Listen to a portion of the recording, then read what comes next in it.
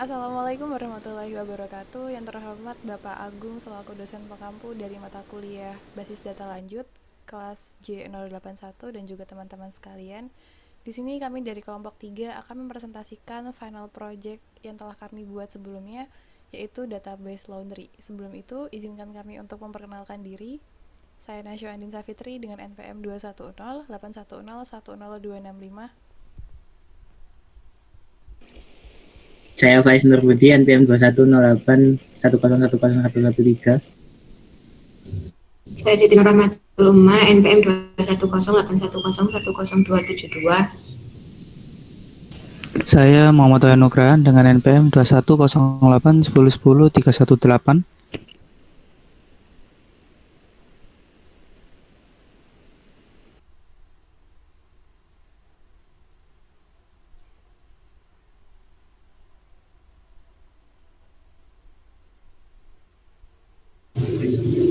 Oke, untuk bab 1 basis datanya yaitu yang pertama struktur tabel.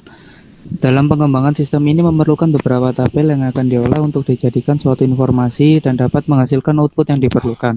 Data yang dikumpulkan kemudian disimpan ke dalam database yang terdiri dari beberapa bentuk tabel untuk memudahkan pengelolaan data. Struktur tabel pada sistem informasi laundry adalah sebagai berikut. Jadi yang pertama tabel data pelanggan. Fungsinya yaitu untuk menyimpan data pelanggan. Field kunci utamanya ID underscore pelanggan, kemudian jumlah fieldnya 4. Untuk ID underscore pelanggan, nama pelanggan, alamat, noterpon itu bertipe varchar. Kemudian untuk yang kedua tabel data jenis cucian. Fungsinya untuk menyimpan data jenis cucian. Fungsi kunci utama yaitu ID underscore jenis, jumlah fieldnya ada 2. Untuk ID jenis sama nama jenis itu bertipe varchar. Yang ketiga ada tabel data layanan cucian, berfungsi untuk menyimpan data layanan cucian. Field kunci utamanya yaitu ID underscore layanan. Field kunci tamu yaitu ID underscore jenis, berdasarkan dari tabel jenis. Jumlah fieldnya ada 4.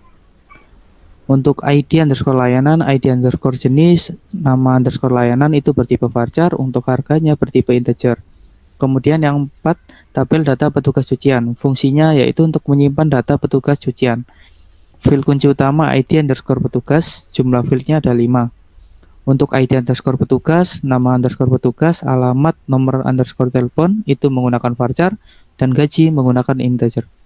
Kemudian yang kelima, tabel data transaksi, berfungsi untuk menyimpan data transaksi. Field kunci utamanya yaitu ID underscore transaksi, field kunci tamu yaitu ID underscore pelanggan, ID underscore layanan, ID underscore petugas. Untuk jumlah fieldnya ada 8.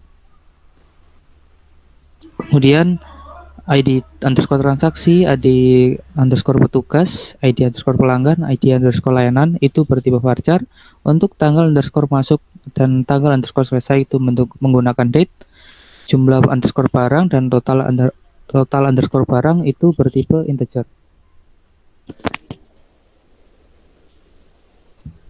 Selanjutnya adalah implementasi dari struktur tabelnya. Adapun implementasi dari struktur tabel yang telah dibuat adalah sebagai berikut. Untuk yang pertama adalah tabel pelanggan, di mana sintaksnya bisa dilihat sebagai berikut. Lalu nanti dari sintaks tersebut akan mengeluarkan output, yaitu ada ID pelanggan, nama pelanggan, alamat, dan juga nomor telepon. Lalu yang kedua ada tabel jenis cucian dengan sintaks atau query-nya sebagai berikut. Setelah dilakukan running, maka output yang keluar adalah ID jenis dan juga nama jenis. Untuk yang ketiga ada tabel layanan di mana sintaksnya sudah tertera seperti pada di gambar. Lalu setelah di running, maka outputnya akan keluar ID layanan, ID jenis, nama layanan, dan juga harga. Untuk yang keempat ada tabel petugas cucian di mana sintaksnya sudah tertera pada gambar.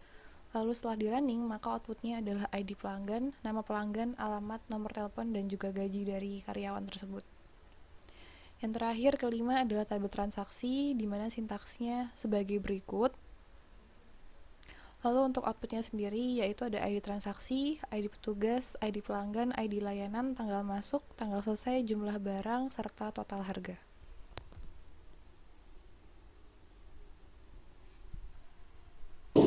Untuk yang selanjutnya ada pengisian database. Sesudah dilakukan insert, maka output dari tabel adalah sebagai berikut. Yang pertama tabel pelanggan.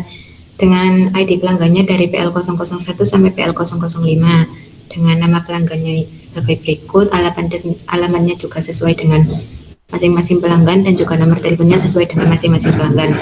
Kedua, data pelayanan dengan ID jenis dari JN001 sampai JN010 dengan nama layanan masing-masing dan juga harga masing-masing dari setiap nama layanan. Untuk yang selanjutnya ada tabel jenis cucian dengan ID jenis dari JN01 sampai JN010 dengan nama jenisnya sebagai berikut. Untuk yang selanjutnya ada tabel petugas cucian dengan ID petugasnya dari PT001 sampai PT003 dengan nama petugasnya sesuai dengan ID petugas, alamatnya juga sesuai dari ID petugas masing-masing, nomor teleponnya juga, dan gajinya pun sama. Untuk yang selanjutnya ada tabel transaksi dengan ID transaksinya TR001 sampai TR005 dengan ID pelanggan PL001, PL002, PL003, PL004, dan juga PL005 dengan ID petugas PT001, PT002, PT003, PT001, dan juga PT003, ID layanannya LD001, LD002, LD003, LD009, dan juga LD018 dengan tanggal masuknya sesuai dengan tanggal masuk barang, tanggal selesainya juga sesuai dengan tanggal selesai barang, jumlah barangnya juga sesuai, dan juga total harganya juga sesuai.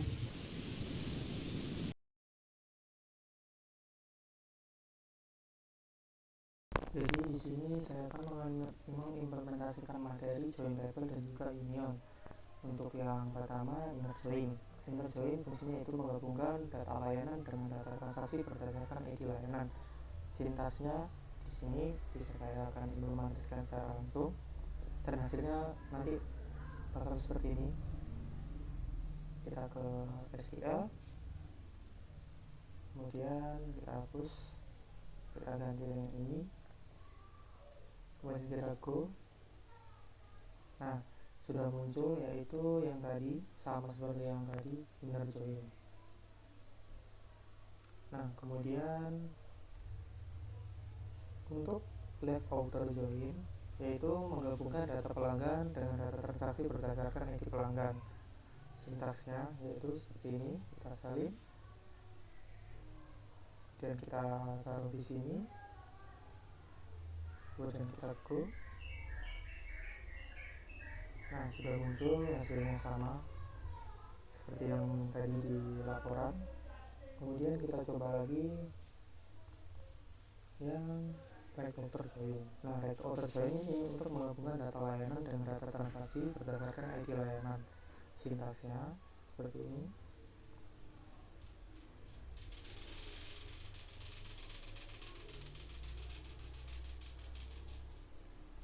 Dan kita klik di sekitar salin di sini, kemudian kita go.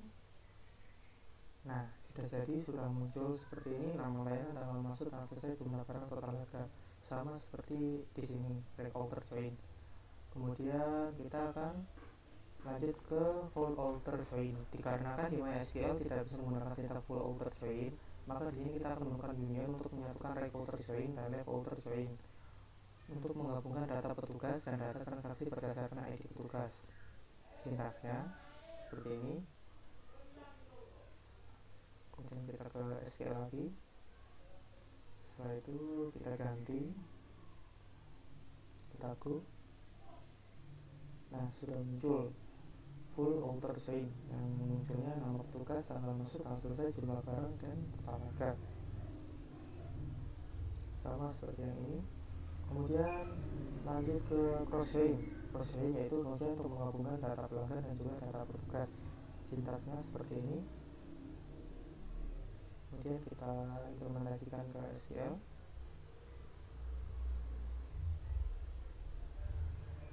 Nah, kemudian kita go, sudah muncul cross join. Jadi di sini ada ID pelanggan, nama pelanggan, alamat, nomor telepon, ID petugas, nama petugas, alamat, nomor telepon, dan gaji petugas. Kemudian kita lanjut ke natural join. Natural join yaitu menggabungkan data transaksi dan data petugas. Sintaksnya yaitu select from transaksi natural join table petugas cucian. kemudian kita ke SQL, kemudian ini kita implementasikan ke sini, kita close.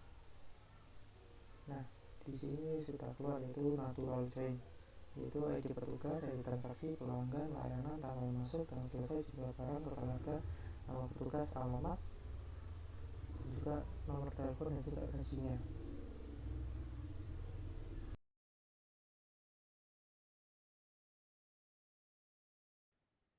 Untuk yang selanjutnya kita akan membahas tentang materi subquery. Dari materi subquery kita akan mendapatkan 3 sub materi. Yang pertama ada scalar subquery, yang kedua ada multiple row subquery, dan yang ketiga ada multiple column subquery. Untuk pembahasan yang pertama kita akan membahas tentang scalar subquery. Scalar subquery ialah subquery yang digunakan untuk menampilkan jumlah total barang yang dicuci oleh petugas dengan ID tertentu. Untuk sintaknya ialah select sum jumlah barang from transaksi, where-nya dari ID petugasnya PT001, S-nya total barang. Selanjutnya kita akan mengimplementasikan kepada database yang sudah kita buat.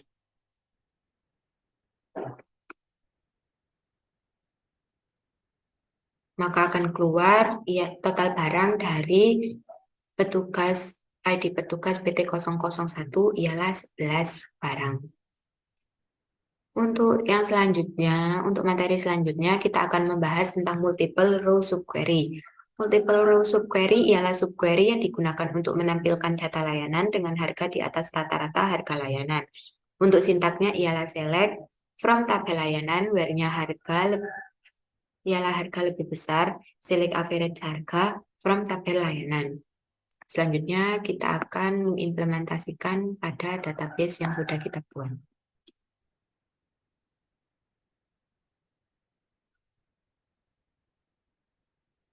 Maka akan keluar harga layanan yang mahal. Ada harga 5.500, 6.000 dari LY001, LY002, LY003, dan selanjutnya sampai LY0016. Untuk submateri selanjutnya, kita akan membahas tentang multiple column subquery. Multiple column subquery digunakan untuk menampilkan data layanan dengan harga yang sama dengan data layanan lainnya. Untuk sintaknya, select from tabel layanan, where-nya dari harga, in-nya dari select harga from tabel layanan, where-nya dari ID layanan, dengan ID layanan yang kita cari ialah LY001.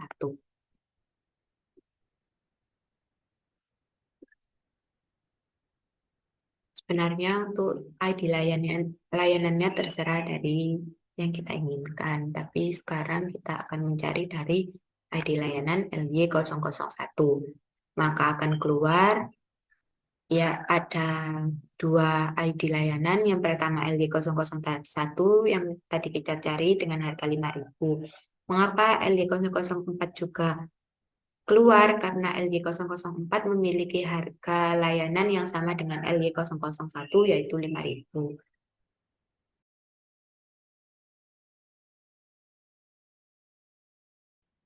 Untuk materi selanjutnya adalah function atau fungsi, di mana function atau fungsi ini merupakan suatu ekspresi yang dapat dipanggil sesuai dengan kegunaannya.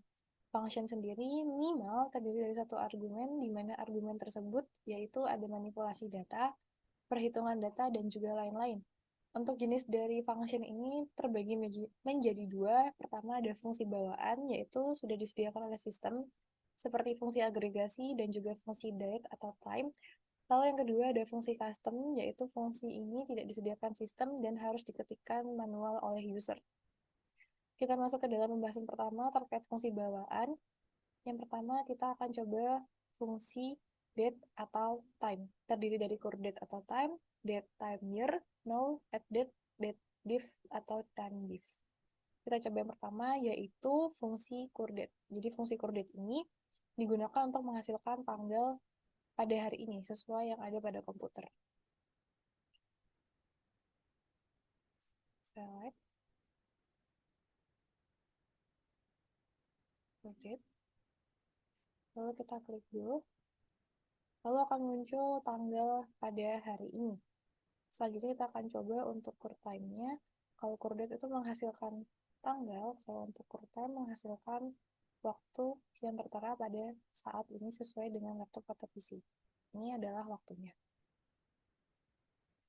Setelah itu, kita akan coba fungsi QuickDate yang date, month, dan juga year. Di mana fungsi ini digunakan untuk menghasilkan tanggal, bulan, tahun, hari ini sesuai yang ada pada komputer. Kita langsung aja coba untuk yang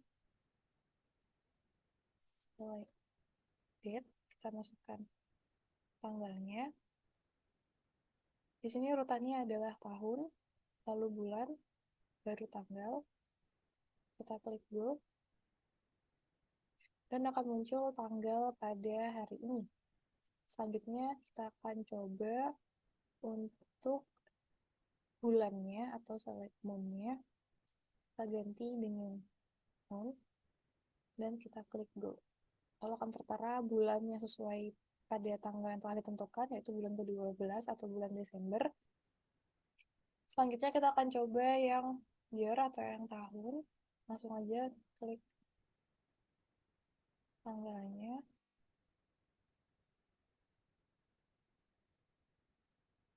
Lalu kita klik go. Dan akan muncul tahun sesuai dengan tanggal yang telah disediakan ini, yaitu tahun 2002. Setelah itu kita akan coba fungsi now, di mana fungsi now ini digunakan untuk menghasilkan tanggal serta waktu pada hari ini sesuai waktu yang ada pada komputer. Langsung aja kita masuk ke sintaks atau query-nya. Kita klik now, kalau kita klik go,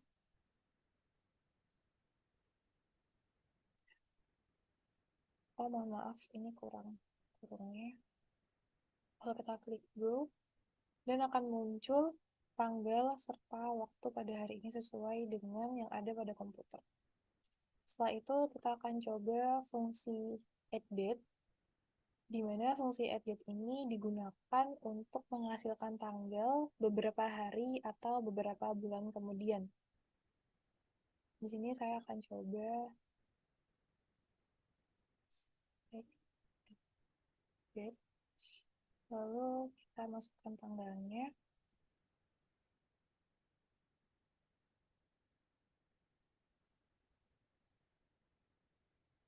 Interval. Kita klik go. Nah, lalu akan muncul perbandingan waktunya. Kita akan mencari 10 hari setelah hari ini atau setelah tanggal ini. Yaitu yang muncul adalah tanggal 8 bulan Januari tahun 2023. Selanjutnya kita akan coba fungsi dateDiff dan juga timeDiff. Kalau untuk fungsi dateDiff sendiri merupakan fungsi yang digunakan untuk melihat selisih waktu dari segi tanggal. Kalau untuk yang timeDiff dari segi waktu sesuai yang didefinisikan oleh user. Kita langsung aja coba untuk yang dateDiff-nya. Ini kita masukkan dateDiff. Lalu kita masukkan tanggalnya. Sama aja kayak yang tanggal sebelumnya. Lalu tanggal untuk perbandingan harinya atau waktunya. Ini kita coba klik 10. Kalau kita klik go, lalu akan muncul selisih dari waktu yang pertama dan juga waktu yang kedua. Lalu kita akan coba untuk yang timeDiff. Kita masukkan waktunya.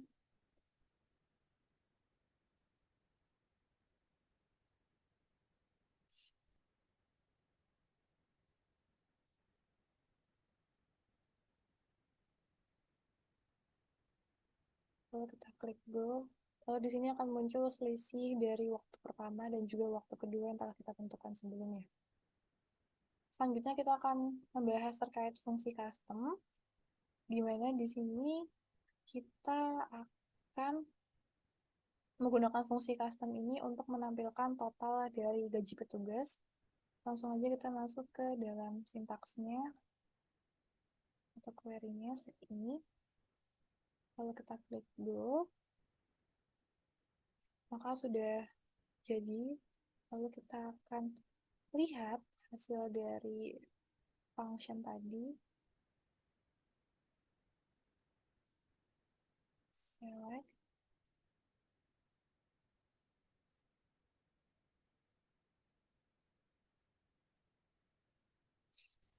Kita klik dulu, lalu akan muncul hasil dari function tadi, yaitu sebesar 8.400.000.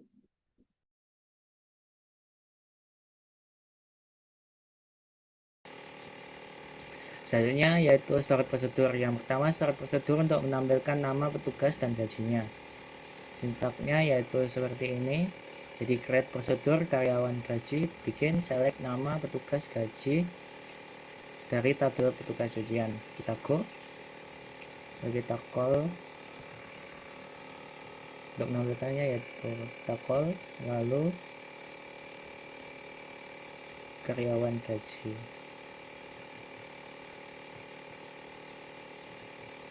Kita go, maka hasilnya yaitu nama petugas dan gajinya.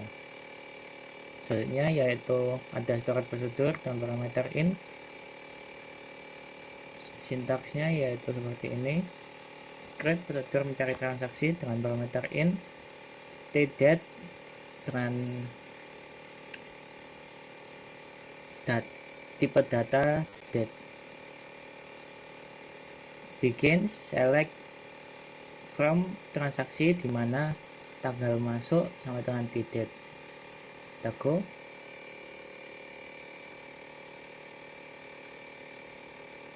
nah maka sudah tercipta prosedurnya. Cara menampilkannya yaitu call mencari transaksi dan tanggal masuknya.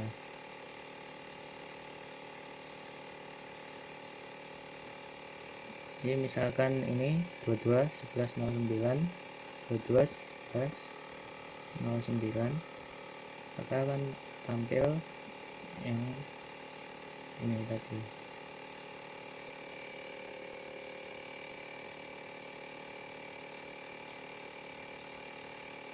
Selanjutnya ada storage prosedur dan parameter out. Sintaksnya seperti ini, yaitu create prosedur rata-rata gaji out AVG gaji dengan tipe data desimal 10,2. Bikin select AVG gaji untuk AVG gaji from tabel petugas gajian. Kita go, lalu kita call.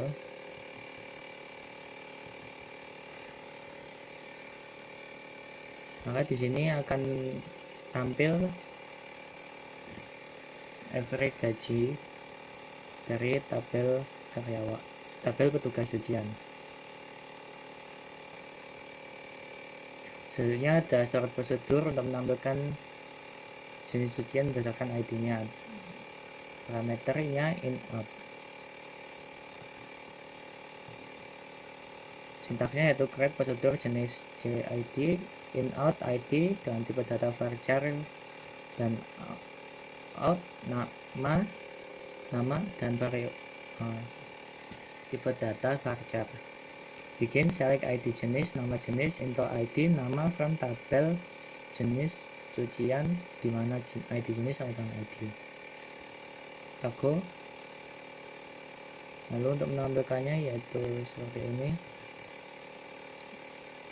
Set variabel at p0 cn005 set at p1 tidak ada isinya. Call jenis CID at p0 at p1 select at p0 sid at p1 s nama. Kita go. Maka di sini akan tampil ID-nya dan nama jenis cuciannya.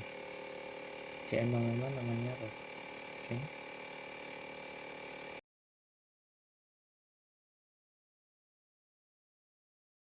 Selanjutnya ada trigger, yaitu trigger after insert. Pertama membuat tabel untuk menyimpan total pendapatan. Jadi di sini ada tabel total pendapatan dan total 137.600. Nah,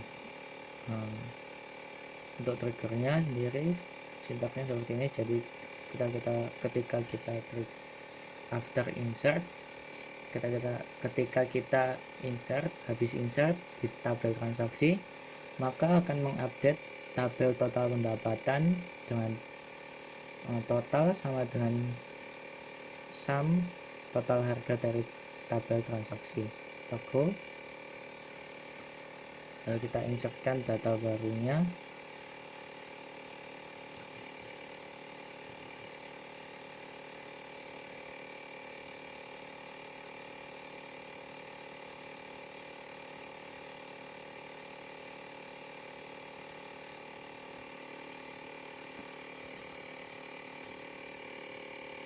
Toko. Nah, di sini akan tercipta insertnya, TR007 nya sudah masuk, dan di sini total pendapatannya pun sudah bertambah.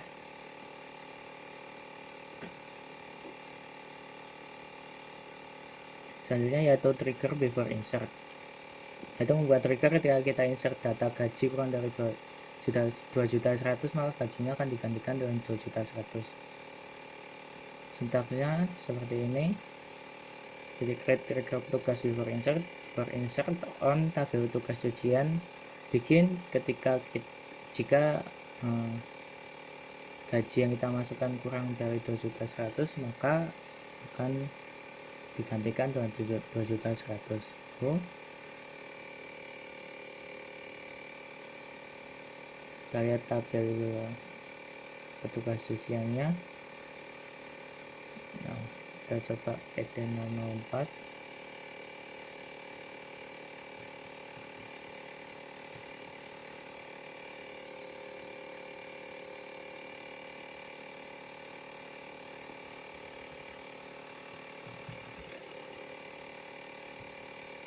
Dengan gajinya yaitu 1.500.000.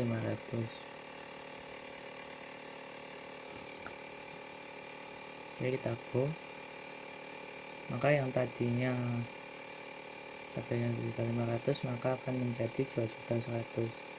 Nah, di sini tadi yang kita masukkan yaitu ID dengan 2.100.000. Selanjutnya yaitu ada trigger after update. Jadi ketika kita tabel transaksi diupdate, maka akan mengupdate data di tabel total pendapatan. Untuk sintaksnya seperti ini. Create trigger total after update on transaksi, bikin update tabel total pendapatan, set total sama dengan sum dari total harga dari tabel transaksi. Kita go. Nah, tadinya adalah 1.165.100. Nah, misalnya kita akan mengupdate ini yang TR006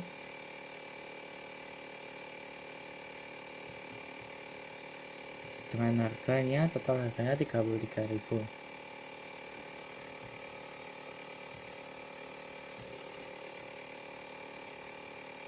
Go. Maka yang tadinya 165.100 maka akan terupdate jadi 188.100, dan di sini juga yang tadinya 10.000 menjadi 33.000. Jadinya ada trigger before update. Sini membuat trigger ketika kita update data harga di tabel layanan, maka tabel harga di tabel layanan kurang dari 3.900 maka harganya akan digantikan dengan 3.900. Untuk sintaksnya seperti ini. Jadi create trigger layanan before update on tabel layanan. Jika harga baru yang kita inputkan kurang dari 3.900 maka akan digantikan dengan harganya 3.900. Kita go. Kita lihat tabel layanan,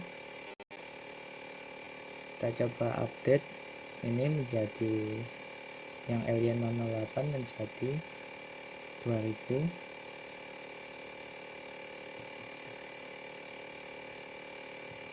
Di tabel 008 menjadi 2000. Nah, nantinya 008 ini tidak akan jadi 2000, akan tapi jadi 3900 karena triggernya. Tako yang tadinya 4000 tapi jadi 2000, tapi gara-gara trigger dia akan menjadi 3900.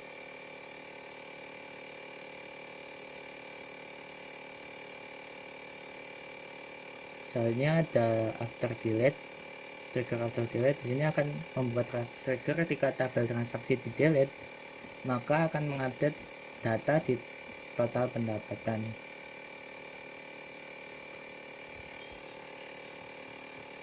Terus sintaksnya create trigger total after delete on tabel transaksi. For each row begin update tabel total pendapatan, set total sama dengan select sum total harga dari tabel transaksi. Tako. Nah, kita coba delete data. Kita delete TR007 nya. Kita coba delete TR007 nya. Nah, kita go. Maka di sini yang tadinya 188.100 akan berkurang jadi 160.600 karena triggernya tadi. Dan di sini juga sudah terhapus datanya yang TR007 nya.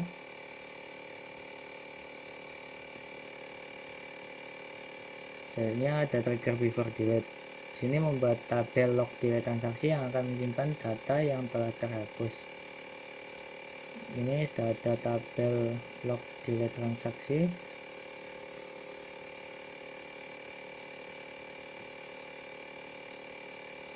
Untuk sintaksnya yaitu seperti ini.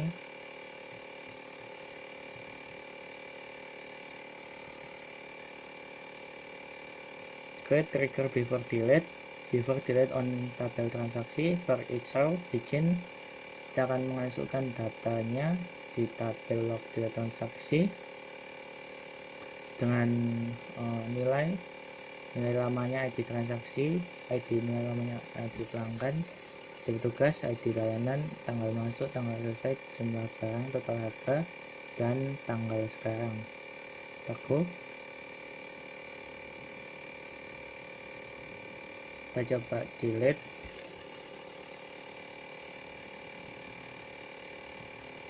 Kita coba delete yang TR001. Tako. Oke. Nah, maka ini yang tadinya cuma ada 3 data menjadi ada 4. Nah, sudah masuk TR001 nya sekarang, ini tanggalnya sekarang. Lalu di sini juga TR001 nya akan terhapus.